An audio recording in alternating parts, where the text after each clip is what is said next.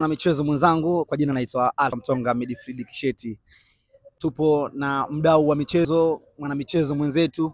Wengi mko mnajiuliza Njuju Kani ni nani? Mara katika ukurasa wangu wa Instagram mara nyingi nakuwa na post vitu vyake anavyoviongea tunapandisha. Lakini kupitia komenti zenu nimeamua nimtafute leo. Macho kwa macho, sako kwa bako. Nipo na Njuju Kani mjeuri. Mambo vipi? Wewe bana, sidhani kama ana chochote cha kutafuta au cha kupoteza. Kwa hiyo itakuwa ni mpira tu wa kuhitimisha mechi zake ili aende akacheze huko kwenye sehemu ambayo ameenda. Naona vita ya nafasi ya pili imetamatika jana.